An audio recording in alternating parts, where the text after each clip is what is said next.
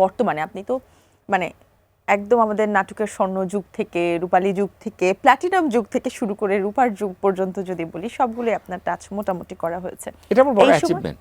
অবশ্যই অ্যাচিভমেন্ট। দেখুন আমার হারাবার কিছু নেই, হারাবার ভয়ও নাই, কিন্তু আমার দেখার যে বিষয়টা আছে সেটা একটা পর্যায়ে মনে হচ্ছে এই তো সেদিন দেখে এলাম, আচ্ছা আমার আরও দেখতে ইচ্ছে করে যদি খোদা তাআলা আমার সেই আয়ু রাখেন। অবশ্যই তাই। আমরা আশা করছি যে আমাদের নাটকের শুধু না আমাদের ইন্ডাস্ট্রির সব ভালো ভালো এক্সপিরিয়েন্সগুলোই যেন আপনি পান বা করতে পারেন।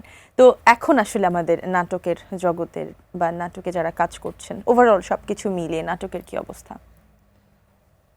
একটা কথা হচ্ছিল ওই জায়গা থেকে যে ওই আমার স্পাইনাল প্রবলেম আছে, ডাক্তার বললো যে এই বয়সের জায়গা থেকে আহারে একটু ক্ষয় দেখা দিয়েছে, ওই আমার এই রিপোর্টগুলো নিয়ে একটু চিট ধরেছে। ধরুন একটা সময় আমরা যেরকম করে নাটকটা আমরা আসলে দেখে এসছি, নাটক করে এসছি, সেইটা যদি মনে করতে যাই তাহলে সেটা তো থাকবে না। আগে কি সুন্দর দিন কাটাইতাম। সো এখনকার কথা যদি বলে থাকি সেইটুকু চিট তো ধরতেই পারে, সেইটুকু ক্ষয় তো ধরতেই পারে। যতটুকু ক্ষয় আছে ততটুকু ওভারকাম করার চেষ্টা হচ্ছে, হচ্ছে না যে তা না। তবে আমার ক্ষেত্রে চিটটা একটু বড়ই মনে হচ্ছে, এই ফাটলটা একটু বড়ই। এই গ্যাপটা কিভাবে পূরণ হবে সেটা আমি জানি না, কারণ আমরা অনেক ভালো ভালো শিল্পী হারাচ্ছি। আমি যাদেরকে অনেক ভালো অ্যাক্টর অ্যাক্ট্রেস মনে করে থাকি, যাদের আমি অনুগত, যাদেরকে আমি ফলো করতাম, যাদেরকে আমার কাছে মনে হতো যে তাদের উপর অনেক ভরসা করা যায়, তারা বাড়িতে বসে আছে। এইটুকু আসলে আমাদের নাটকের ক্ষেত্রে কাম্য ছিল না। যাদেরকে আমি মনে করতাম যে তারা স্ক্রিনে দাঁড়ানো মানে স্ক্রিন ম্যাজিক যেটাকে বলা হয়ে থাকে, অবশ্যই তাদের সাথে কাজ করতে পারাটাও অনেক শেখার বিষয়, অনেক জানার বিষয়, ভাগ্যের বিষয় ছিল আমার ওই দিক থেকে।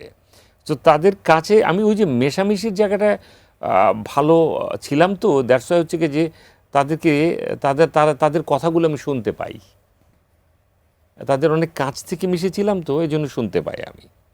সো আমি মনে করি কি তাদেরকে কাজে লাগানো উচিত। আর আরেকটা বিষয়ে আসার পর থেকে আপনি একটু বলছিলেন, সেটা হচ্ছে কি যে ওটিটি প্ল্যাটফর্মতে খুব ভালো করছিল।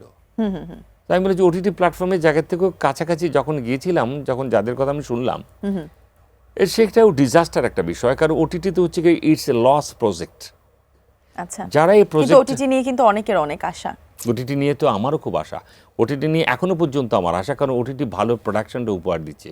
ওটিটি দেখবার জন্য আপনার কাছে অর্থ নাই, এটা কোনো কথা হতে পারে, কিন্তু চার্জটা কিন্তু খুবই মিনিমাম। আম জনতা মিনিমাম চার্জটা দিয়ে ওইভাবে দেখতে চায় না। তাদের কথা হচ্ছে গিয়ে যে আমি ইউটিউব দেখছি, পারলে ওখানে তুমি ওটিটিকে ঢুকায় দাও, ওটা টাকা দিয়ে দেখতে হবে, ওটার একটা প্রসেস আছে, এভাবে হলে এভাবে দিয়ে তারপরে আপনাকে লগ ইন করতে হবে, ওই লগ ইনটা সে বুঝতে চায় না। এই জায়গা থেকে সে ভালো প্রোডাকশন দেখতে চাইবে না।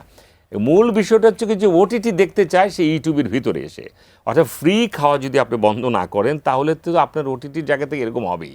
লস প্রজেক্টের জায়গা থেকে লস প্রজেক্ট হচ্ছে এই প্রতিকূলতার মধ্য দিয়ে যদি লড়াই করে শেষ পর্যন্ত টিকে থাকে, তাহলে এই যুদ্ধে ওটিটি যদি জয়ী হয় তাহলে খুশিটা সবচেয়ে বেশি আমি হব, শুধু তা না আমরা অনেকেই হব। কিন্তু ওটিটি যে গুড প্ল্যাটফর্ম, সেটার জায়গা থেকে আপাত দৃষ্টিতে যে দুই একটা প্ল্যাটফর্ম ভালো কিছু দেখাচ্ছে আমাদের দেশের, আমি যদি চরকির কথা বলে থাকি, আমি আদার্স আরও দু একটা কথা যদি বলে থাকি, তারা খুব ট্রাই করছে, আমি এই ট্রাইটাকে স্বাগত জানাচ্ছি। কিন্তু তারা কিন্তু লড়াই করছে, তারা এতটাই লড়াই করছে কারণ ওটিটি প্ল্যাটফর্মে কাজ করতে গেলে এক একটা প্রোডাকশনের কস্ট কিন্তু অনেক। ওটিটির ক্ষেত্রে বাজেটটাও তো বোধহয় বেশ ভালো থাকে। শুধু তা না, যিনি বানাচ্ছেন তাকেও কিন্তু 3-4 কিস্তিতে টাকাটা নিতে হয়। আচ্ছা, শুধু তা না, যিনি করছেন কাজটা করছেন তাকেও কিন্তু স্যাক্রিফাইসের সাথে 3-4 কিস্তিতে কিন্তু এই টাকাটাও নিতে হয়। একজন শিল্পীর রেমুনারেশনও কিন্তু সেক্ষেত্রে কিন্তু যে খুব যে সে নগদ নাটকের মতো করে পাচ্ছে তা কিন্তু না। হ্যাঁ, নাটকের ক্ষেত্রে একটা সুবিধা আছে, নাটকের ক্ষেত্রে সুবিধা আছে, আপনি মনে করেন যে ডেলি বেসিস সে তার টাকাটা ডেলি পাচ্ছে। সেখানে এখন 95% শিল্পী কিন্তু প্রপারলি তার টাকাটা ডেলি পাচ্ছে, কিন্তু নাটকটা হচ্ছে কম। নিউ জেনারেশনে যারা কাজ করছেন তাদের কাজটাও জায়গার থেকে যে খুব বেশি তারা ভালো করছেন তা না, আগের মতো করে। আচ্ছা, নিউ জেনারেশনের কথা যেহেতু আসলো, অনেকেই কমপ্লেন করে থাকেন যে নতুন যারা কাজ করছেন বা নতুন যে নাটকগুলো হচ্ছে সবগুলোর ভিতরেই একটা কমন জিনিস খুব বেশি লক্ষ্য হচ্ছে, সেটা হচ্ছে জোর করে মানুষ হাসানো এবং খুব বেশি চিৎকার চেঁচামেচি অথবা খুব বেশি ভায়োলেন্স। এই জিনিসটা আপনার কাছে কি মনে হয় এই স্টেটমেন্টটা? যিনি বানাচ্ছেন নিউ জেনারেশনই তো সে বানাচ্ছেন। আচ্ছা, তার তো ডিসকাস করার কোনো স্কোপটার সময় নেই, দে ট্যালেন্ট। কিন্তু তারা ট্যালেন্টের জায়গা থেকে সমস্যাটা হচ্ছে কি যে আপনি তো 1 থেকে 10ও যদি বলে থাকেন তারা ট্যালেন্ট তো, কিন্তু ট্যালেন্টের সমস্যাটা হচ্ছে কি যে আপনাকে যখন আমি ট্যালেন্ট বলছি আপনি সবটাতেই নিজেকে নিয়ে গেছেন, আপনি সবটাই ভালো বোঝেন। তখন আপনাকে তো আমি তো ভাঙতে আসবো না, আপনাকে তো তখন আমি বোঝাতে আসবো না, আপনি আমার কাছ থেকে আবার হেল্পও চাইছেন। আমি কাজ করে দেখেছি যে ভাই এটা কি হতে পারে, এই যে এটা এইভাবে হলে মনে ভালো হয়। আচ্ছা আচ্ছা আচ্ছা আচ্ছা শোনো ভাইয়া যেটা বলছে একটু শুনছুই, আমি যেটা বলি এখন সেটাই করো। তারা কিন্তু শুনে ওটাও নিচ্ছে না কিন্তু ওই জায়গা থেকে। আমাদের কাজ কি হয়? আমাদের কাজ হচ্ছে কি যে আমাদেরকে যেটা বলেছে সেটা করে আমরা চলে আসলাম। কারণ যখন আপনি ডিরেক্টরের সামনে যাবেন তখন আমি তো জিরো হিসাবেই যাব। অর্থাৎ তাদের কনসেপ্ট আর আমাদের কনসেপ্টের মধ্যে পার্থক্য তো থাকতেই পারে। থাকতে পারে। তো এখন মনে হচ্ছে যেটা হচ্ছে তাদের আপনি হাসির কিছু করবেন সেটা নার্ভে থাকতে হবে না, ক্যারি করতে জানতে হবে। ক্যারি করতে চাই। আমার নার্ভই হাসির কিছু নাই, আমি দেবো কোত্থেকে ওই জায়গা থেকে? প্রথমত এটার ভিতর তো আমি তো ক্যারি করি নাই। তো নিউ জেনারেশনের কাজের জায়গা থেকে এখন যেটা হচ্ছে তাদের খুঁতগুলো তারাই ধরতে পারছে। দিন শেষে সবচেয়ে বড় কথা হচ্ছে এটা তারা বুঝতে পারছে, কিন্তু তারা স্বীকার করতে রাজি না।